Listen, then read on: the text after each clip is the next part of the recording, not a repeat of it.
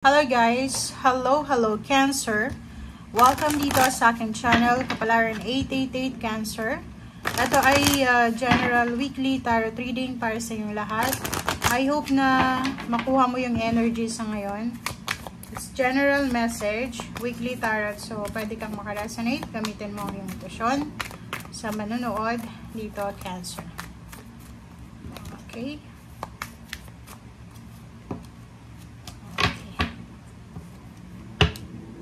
Okay. Cancer. Mayroon ka ditong 4 cards. Kung makikita mo dito, nandito yung man holding a heart, Cancer, and then the angel of love. Dito naman sa kabila, rest and rejuvenation, and door to value.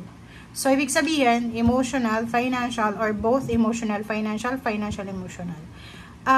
Kung makikita mo dito, huwag kang masyadong magpanik sa linggong ito. Kasi parang sinasabi ng bara sa'yo dito, everyday kang napaka-workaholic mo, masyado kang nag-iisip, masyado kang nagpapanik, na-anxiety ka na sa mga responsibilities mo regarding money or career. So, dito sinasabi sa'yo na huwag kang mag-alala, rest, rejuvenate, magpahinga ka. Bigyan mo yung sarili mo ng time para makapagpahinga sa linggong ito. Kasi may incoming door to value, may incoming parang opening of financial success, financial openings, gateway of heaven, gateway of earth, earthly things. Sinasabi ng barahan na may magbubukas sa yung overall success, victory and success, recognition, awards, rewards, lump sum of monies, uulan ng pera, tignan mo, 'di ba? Kung makikita mo dito, umuulan ng pera, 'di ba? Magbubukas yung pinto ng pag-asa para sa iyo, lalo na sa usaping pera. So, rest and rejuvenate, as much as possible, magpahinga ka kung pagod ka, kasi paano mo to masasalubong itong pagbubukas na to ng door to value, door to money, and good luck, good fortune, kung pagod ka, 'di ba? Kasi pag, halimbawa ngayon, pagod ka, tapos biglang dumating tong opportunities, hindi mo makikita to kasi pagod ka, 'di ba?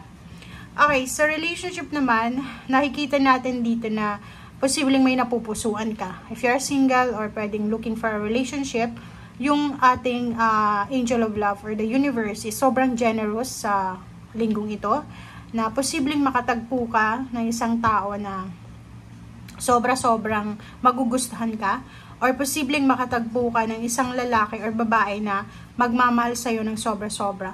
Or kung makikita mo dito, it's either partnership, it's either money and relationship itong i-offer sa'yo ng universe. Kasi opening to parang opening of portal.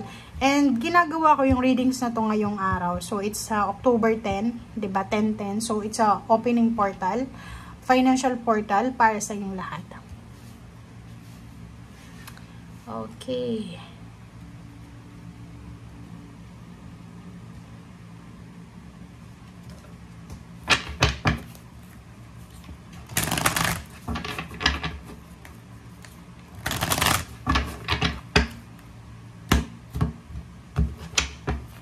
Okay, Cancer. Okay, so love begins. So, eto ay pwedeng mag-resonate dito. So, yun nga yung sabi ko sa'yo kanina. It's either yung magbubukas sa'yo is new relationship, new partnership, or pwedeng mga chances siya sa financial, like victory, success, lump sum, winnings, lottery, parang gano'n.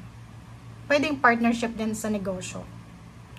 Or pwedeng yung dalawang taong nagmamahala na nasa long distance relationship, or pwedeng yung dalawang taong nagmahalan tapos nagkahiwalay, ay posibleng magkita ulit and then mabuo ulit yung relationship.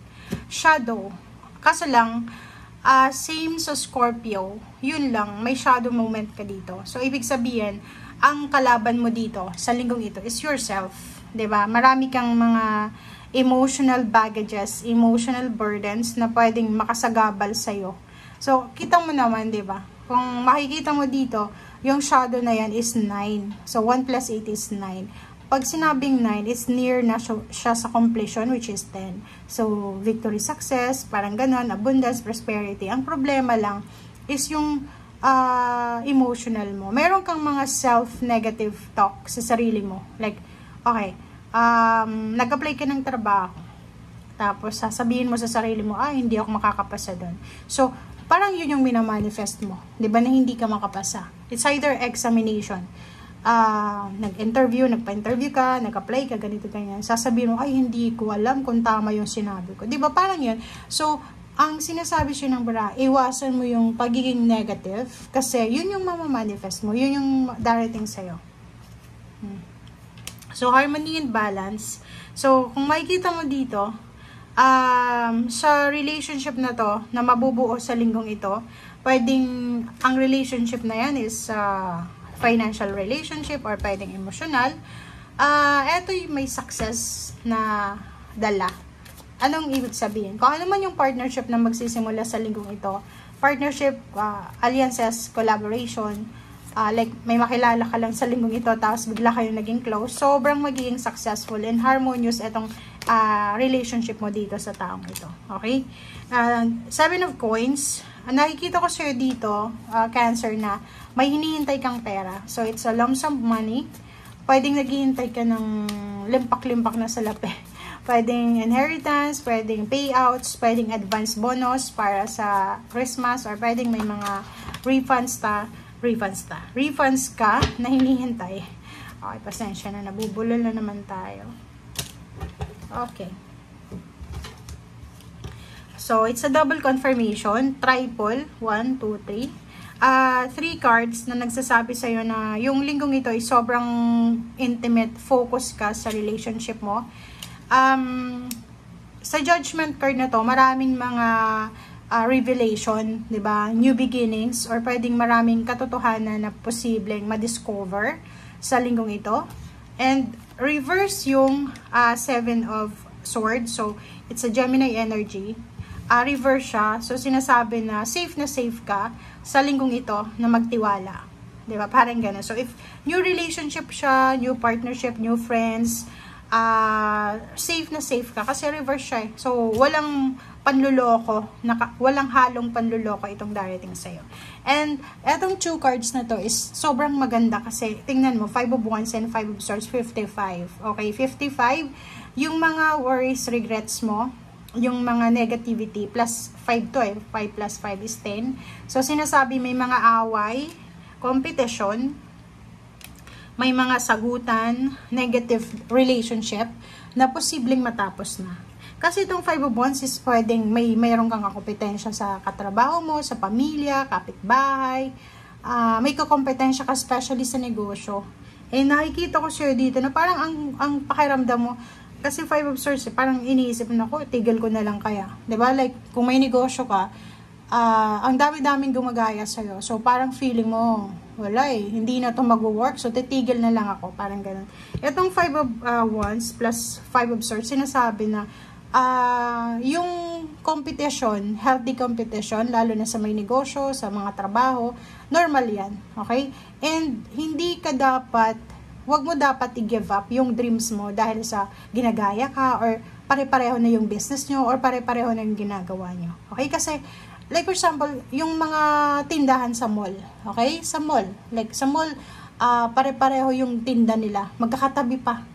'Di ba? So, isipin mo bakit sila nagnenegosyo kahit alam nilang ang daming competition? Kasi may kanya-kanya silang trademark, may kanya-kanya silang kumbaga ino-offer. So, yung ino-offer mo is different from other. So, bakit mo ititigil yung craft mo? Bakit mo ititigil yung ginagawa mo?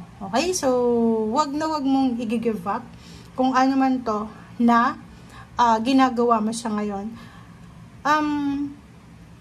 Nakikita ko sa'yo dito kasi may judgment.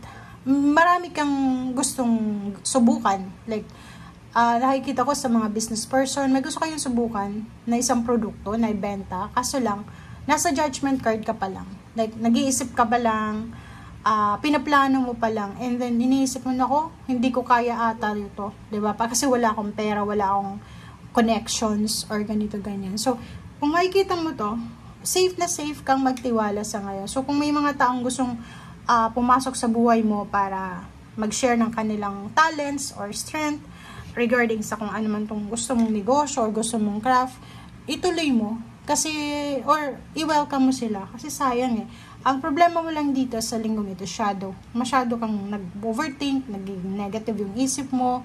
Inuunahan mo parang Ngayon is October 10 pa lang, tapos yung isip mo nasa January 2025 na, tapos ang dami mong, what if hindi ako magtagumpay ito?